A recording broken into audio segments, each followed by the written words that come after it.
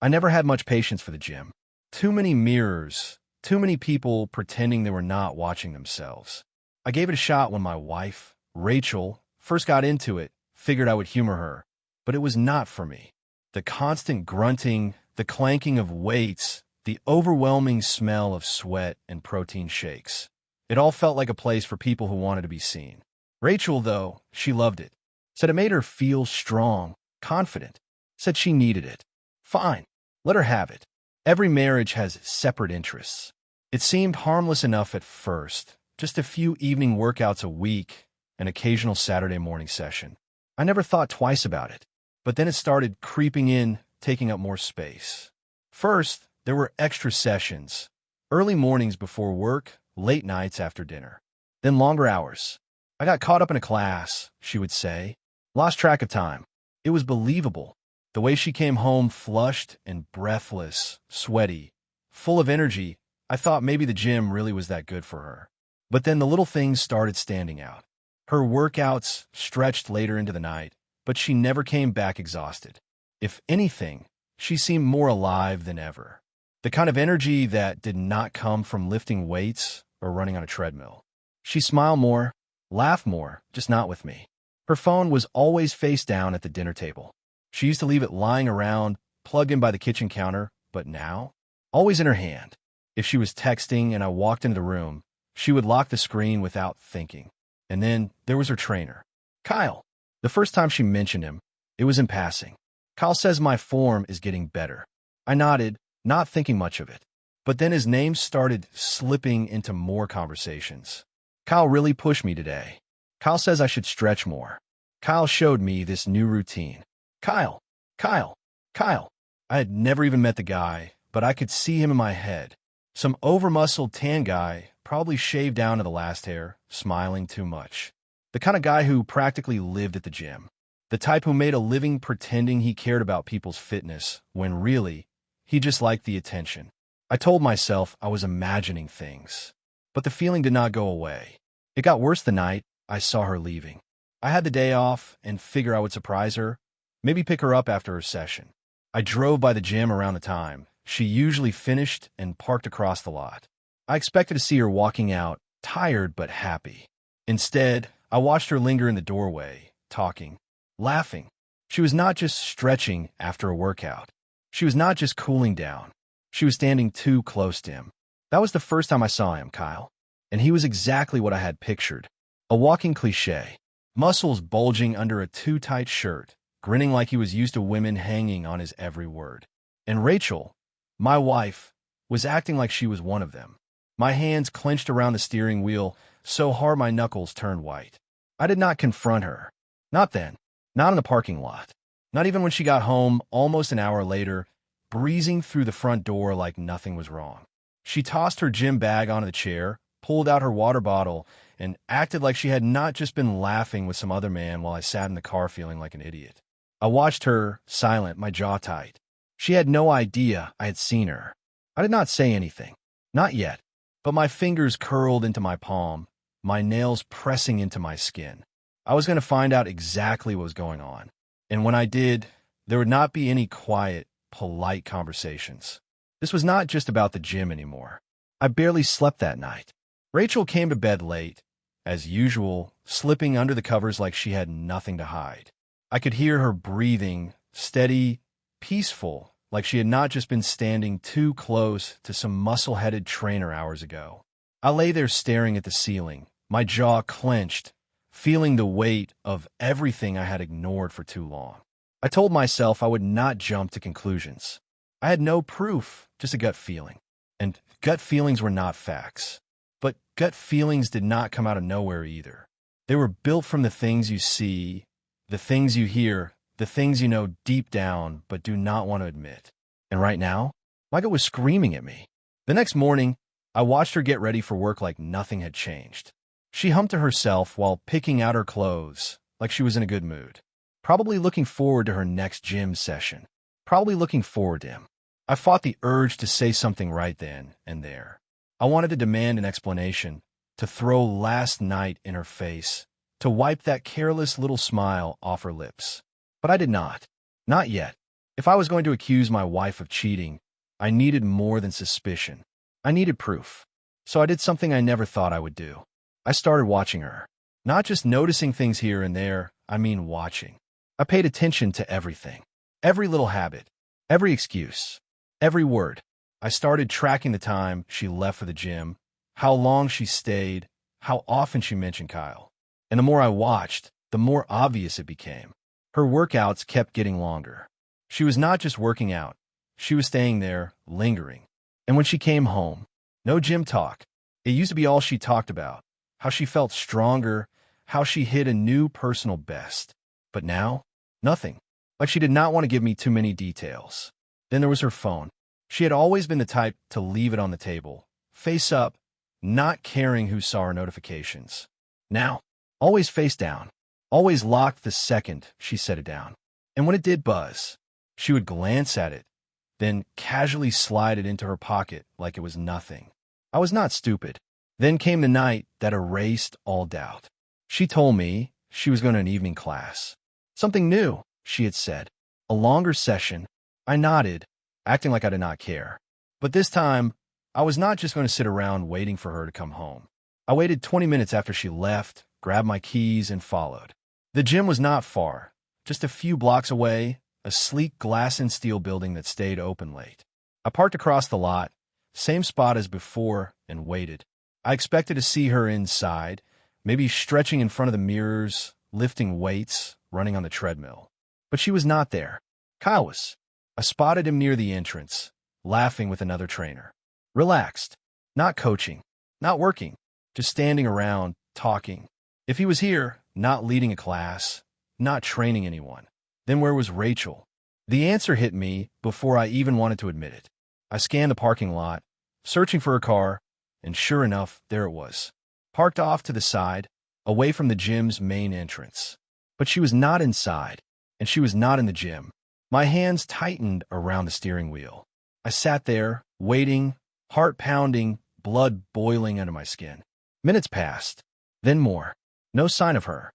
And then, finally, movement. A side door cracked open. Not the main entrance, not the doors the regular gym members used. The staff door. Rachel slipped out first. She glanced around, tucked her hair behind her ear, nervous. Then Kyle followed a second later. He stood too close. She looked up at him, smiling, whispering something. He laughed, and then her hand touched his arm. Soft, lingering. A touch that had no business happening. That was all I needed. I gritted my teeth so hard it hurt. My fists clenched. Every muscle in my body tensed, ready to move, ready to walk over there and wipe that smug grin off his face. But I held myself back. Not because I was not furious, I was burning with it, but because I needed to know just how deep this went. I watched her walk to her car, waving at him like nothing was wrong. Like she was not coming home to a husband who had just watched her flirt with another man. She drove off, probably thinking she got away with it. Probably thinking I was still sitting at home, clueless. She had no idea. By the time I pulled into the driveway, she was already inside, moving around the kitchen like it was just another night. When I walked in, she glanced up with a smile. "Hey, babe," she said, like she had not just been sneaking around in the shadows with someone else. Like she was not making me look like a fool. I forced a breath through my nose, unclenching my jaw just enough to respond. "Hey," that was all I said. I did not trust myself to say more. Not yet, because now I was not just suspicious. Now I knew, and soon, so would she. The moment I walked through the door, I knew I had to play this smart. If I lashed out right away, if I grabbed her and demanded to know what the hell she had been doing sneaking around with her trainer, she would just deny it. She would act like I was crazy, like I was imagining things. That is what cheaters do. They lie until the very last second. So I stood there, taking in the sight of her, pretending I did not already know. She looked fresh, too fresh for someone who had just finished a so-called workout. Her face glowed, her hair was neatly tied up, and not a drop of sweat touched her skin. Like she had changed before she came home. Like she had scrubbed away any evidence of where she had really been. "Hey, babe," she greeted again, that fake warmth in her voice. I just nodded, setting my keys on the counter. My heart was hammering. My blood was burning. but I could not let her see it. Not yet. She turned back to the fridge, acting casual. Pulling out a bottle of water like this was just any other night. "How was your class?" I asked, keeping my tone even. She did not even hesitate. "Tough," she said, twisting open the cap. "Kyle really pushed us today. I am sore already." She said his name so easily. I gripped the edge of the counter, staring at her, wondering just how many times she had stood in this kitchen and lied to my face. How many times had she come home after touching him, laughing with him, God knows what else, and then sat across from me at dinner like nothing was wrong. I felt sick, but I still did not confront her. Not yet. Instead, I just nodded, playing along. "Yeah," I said. "What kind of workout was it?" She blinked, a split-second hesitation. Then she covered it up with a casual shrug. Mostly weights," she said. "Some circuits, too. You know, the usual." Bullshit. I had just watched Kyle standing around doing nothing at the gym. He was not running a class. He was not training anyone. And Rachel sure as hell was not inside that gym lifting weights. I clenched my jaw so hard it hurt, forcing myself to stay calm. I wanted to scream at her. I wanted to throw her lies right back in her face. But I needed to wait. Because if she was bold enough to look me in the eye and lie, then this was not just some one-time mistake. This was something deeper, something worse. She took a sip of her water, then leaned against the counter, looking at me like nothing was wrong. "How was your night?" she asked. I stared at her, watched the way she tilted her head slightly, the way her lips curved just a little, like she had no idea that I had been right outside that gym, watching. "Oh, same as always," I said. "Nothing special." And I meant it, because this night was not special. This was just another night where my wife came home to me after being with someone else. But the difference was, this was the last time she would get away with it. That night, I could not sleep. Rachel fell asleep easily, like she did not have a care in the world. Her breathing was soft, steady, peaceful. Meanwhile, I lay next to her, staring at the ceiling, my mind running through every possibility, every outcome. I did not just want to confront her. I wanted to ruin her. I wanted her to feel the same gut-wrenching betrayal that was eating me alive. I wanted her to look me in the eyes and know she had been caught, that she was not going to lie her way out of this. But I had to do it right. A normal man might have just kicked her out right then and there, screamed at her, called her every name in the book. But I did not want just an argument. I wanted proof. I wanted to back her into a corner so deep that there was no escape, no lie she could twist her way out of. So I made a plan. The next morning, I was up before her. I sat at the table, drinking my coffee, waiting. When she finally walked into the kitchen, rubbing her eyes, stretching like she had all the time in the world, I forced myself to look at her like I always did. Like I did not know. She gave me a sleepy smile. "Morning. Morning," I said back, sipping my coffee. She poured herself some, then leaned against the counter, taking a sip. "You are up early." I shrugged. Figured I would start the day sooner. Then I set my cup down, giving her a casual look. "You going to the gym later?" "Yeah," she said easily. "I might stay a little late again. Kyle is working on a new program for me." Her voice was so smooth, so natural. If I had not seen what I saw last night, I would have believed every word. I nodded, playing along. "Cool. Maybe I will stop by." Her grip tightened just slightly around her mug. Barely noticeable. But I noticed. "Why?" she asked, trying to sound casual. I smiled. "Just curious. Thought I might try working out a little." She let out a small laugh. "You hate the gym." That was true, but I was not planning to actually work out. I was planning to watch. Still, I just shrugged. Figured it could not hurt. Rachel sipped her coffee, glancing away for half a second. "Well, I'm probably going to do a pretty long session today," she said. "You sure you want to sit through all that?" She was trying to shake me off. She did not want me anywhere near that gym. That told me everything I needed to know. I took another sip of my coffee, then leaned back in my chair. "I will think about it," I said, smiling. I had just set the first trap, and she had no idea she had already walked into it. I spent the entire day keeping myself busy, keeping my face neutral whenever Rachel walked into the room, making sure I did not give her a single reason to suspect what was coming. She acted normal, too normal. If she felt even a little guilty, she sure as hell did not show it. Maybe she had convinced herself I would never figure it out. Maybe she thought she was smarter than me. That was her first mistake. Rachel left for the gym right on schedule, tossing a casual "see you later" over her shoulder as she walked out the door. I waited exactly 10 minutes before following. This time, I did not park at the gym. That would be too obvious. Instead, I found a spot down the block, just out of sight but close enough to watch. I kept my head low, my hands gripping the steering wheel, waiting. If she had just gone inside and done what she said she was going to do, maybe, just maybe, I would have held on to a fraction of doubt. Maybe she really did love working out. Maybe it was all in my head. But the universe was not about to let me fool myself.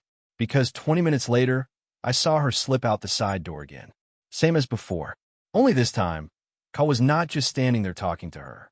This time, his hand was on her waist. My entire body went rigid. I could not hear what they were saying, but I did not need to.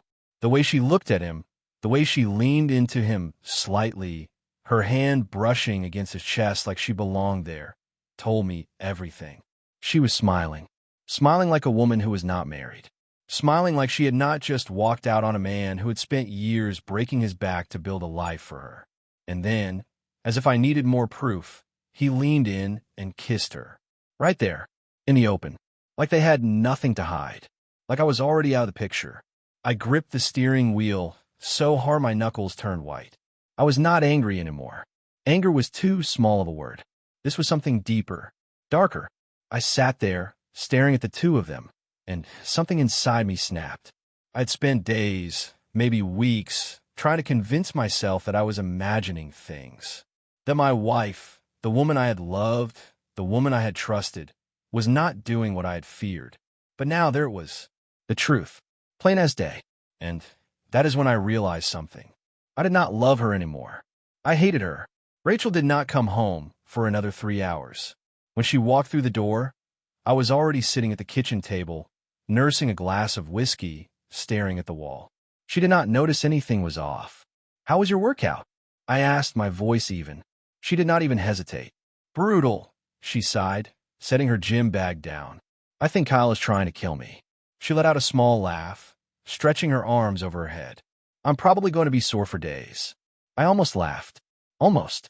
She poured herself a glass of water, acting like this was just another ordinary night. Like she had not just spent the evening in another man's arms. Like she was not standing in front of the one person who was about to destroy her whole world. I stayed quiet, swirling the whiskey in my glass, watching her move around the kitchen, listening to the sound of her voice, knowing it was all a lie. Every word. Every damn word. She turned to me, smiling. "What?" she asked. "You look weird." I smiled back. "Oh, nothing," I said. "Just thinking."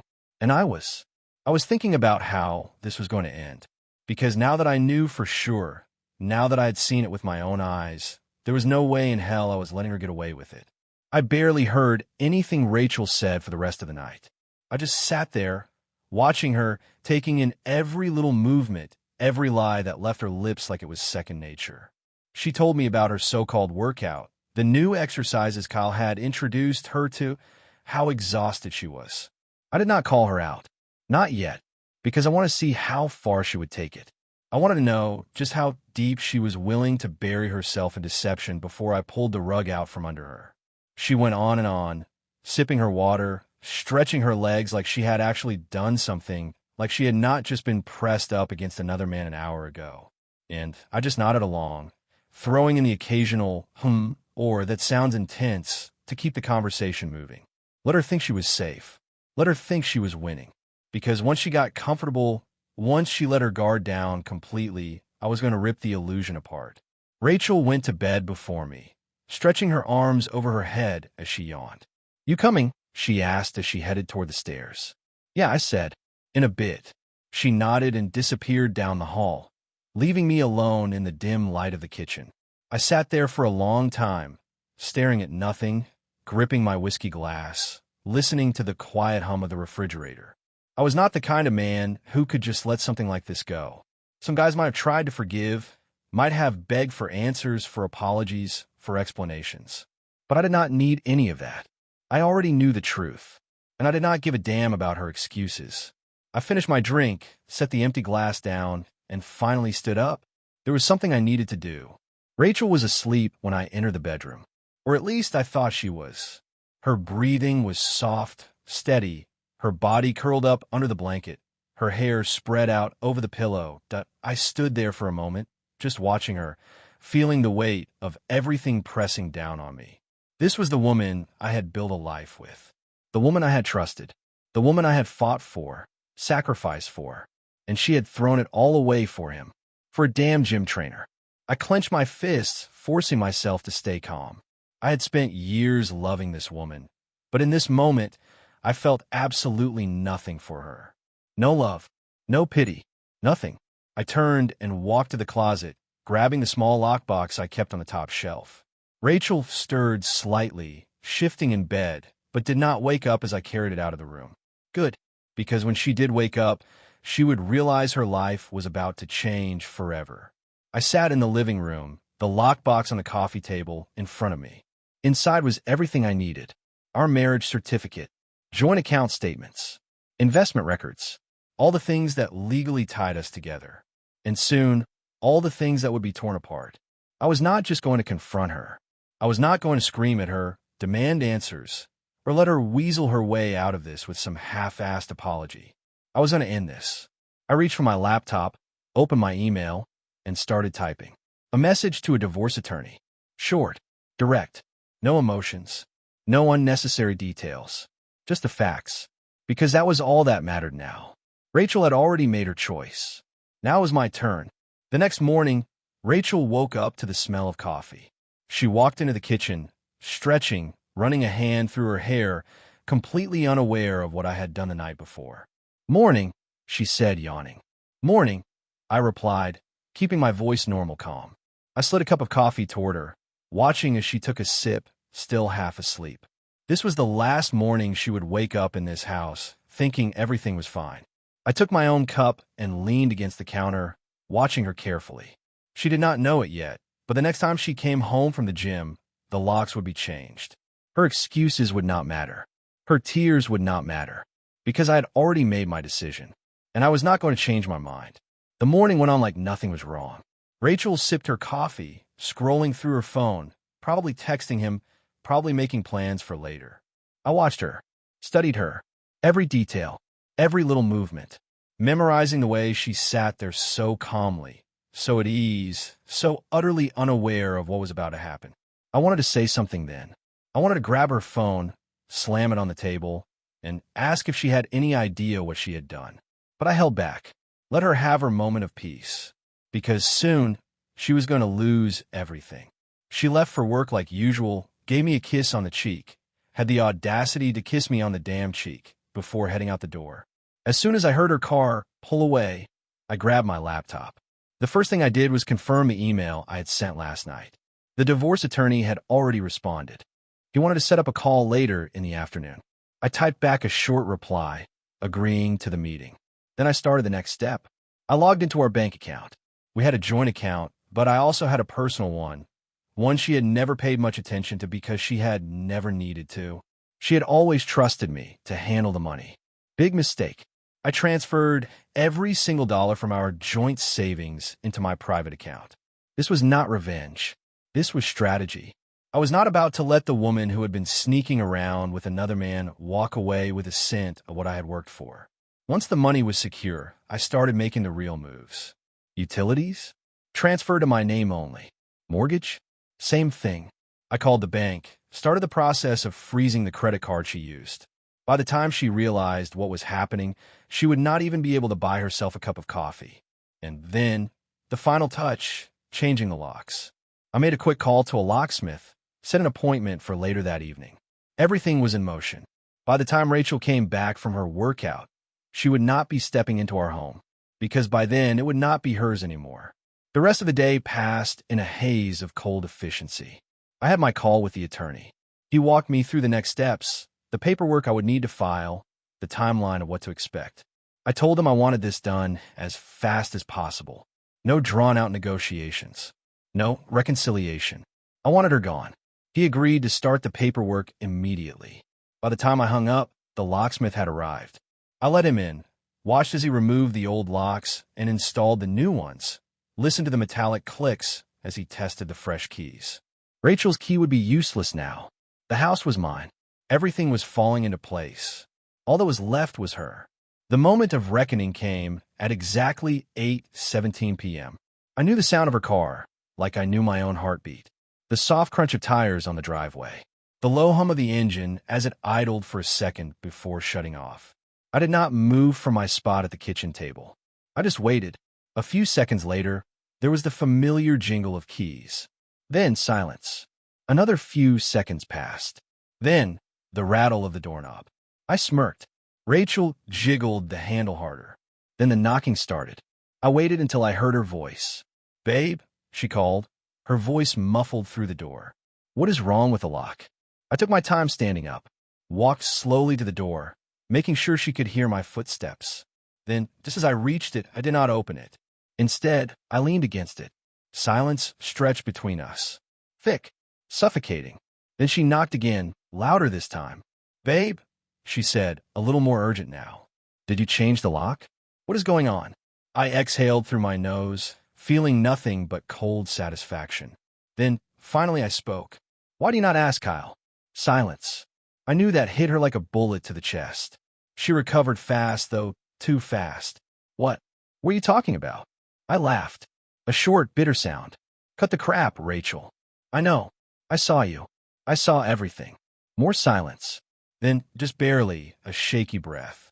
"Babe, I do not know what you think you saw, but do not." I snapped, my voice dropping lower. "Do not insult me. Do not stand there and pretend like I am an idiot. I watched you walk out of the gym with him. I watched you touch him. I watched him kiss you." More silence. This time, it stretched long enough to feel like an eternity. Then, finally, her voice, weak, trembling. I was drunk. I closed my eyes, letting out a slow breath through my nose. Of all the pathetic excuses, she went with that one. Drunk. I repeated, my voice dangerously calm. I do not even remember it," she stammered. "I swear, babe, I do not even." "You are pathetic." That shut her up.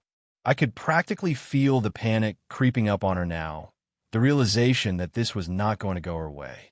I twisted the lock, yanked the door open just enough to look her in the eyes. And what I saw, fear, not because she was afraid of me, but because she was afraid of losing me, losing this house, losing the life she had gotten so damn comfortable in while sneaking around behind my back.